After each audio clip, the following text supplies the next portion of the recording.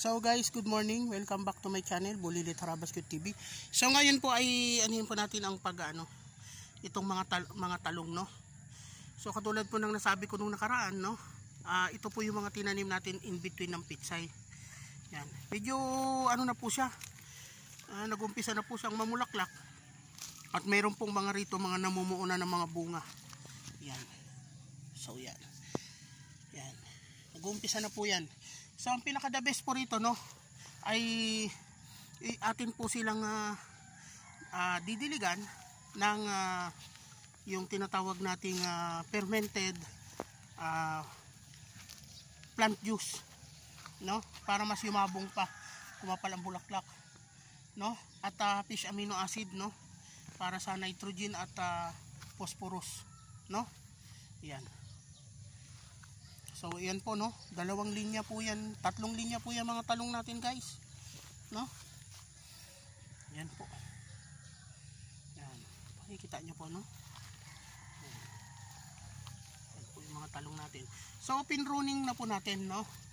So tinanggalan na po natin ng ng mga dahon para magsanga po siya uli, no. Sumibol po yung So makita nyo naman po dahil organic tayo, no. Tingnan nyo naman po yung lapad ng mga dahon yan, no? So ang po sa talong, napakahaba po ng buhay ng talong. Basta wag lang po natin na patutuyuan ang puno niya, no? Katulad din po ito ng okra, pwede nyong iraton, pwede ninyong triman, kalahatiin niyo yung katawan niya pag natapos na siya mamunga. At after po niyan ay magsisibol na naman po yan ng panibago, no? So ang lifespan po ng talong ay mahaba po. Kaya po niyang base po sa akin experience, hindi po tayo, disclaimer lang rin po uli, no, hindi po tayo eksperto, bumabase lang po tayo sa ating karanasan. Tumatagal po ang talong ng 3 taon, no, basta tama lang po at wasto ang ating pag-aalaga, no. Mapapansin niyo, no, uphill po yan, no. Yan. So yan po, no, organic po tayo rito, no. Hindi po tayo kung tayo man po ay nag-i-spray, ang ating pong ini-spray dito ay yung ating Oriental Herbal Tea. Oriental Herbal Tea. Ito po yung dinikdik na bawang, dinikdik na luya at sili, no. Atin pong inahalo yan sa ating tubig, no, at i-spray natin. Ang pag-i-spray po ay maganda, umagang-umaga siya, basa pa ang dahon para ma-absorb ng dahon ng open pa po yung mga stomata niyan, mga dahon na yan, no. Yan. So napaka ganda po, no. Ito hitik na hitik sa mga bulaklak, oh. Yan. Yan. So maganda po itong variety na ito, no, yung violeta, no. Violeta po ang kanyang ang kanyang variety, no.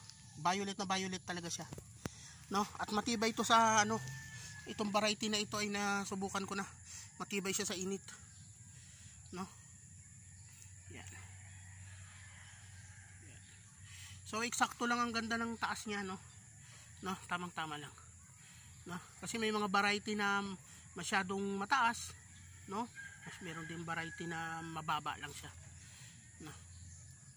So ang sikreto naman sa talong tamang pag-aalaga lang, no. Maselan din siya, no. Pero pag nakuha mo yung kanyang ay maganda ang talong, no. Malaki rin ang kita ng talong kasi 80 pesos ng kilo rito, 70 to 80. So iles mo yung gastos mo lahat. So papalagay mong 50 na lang. So per kilo may 50 pesos kang ganansya, no. So yan guys. So ang isang puno nito, base sa aking karanasan, ay sa isang cropping pwede kanyang bigyan ng 2 kilo, no.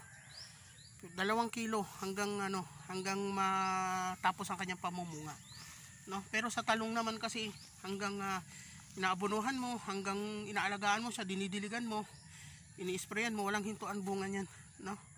Ito yung mga off-season plants, no, talong.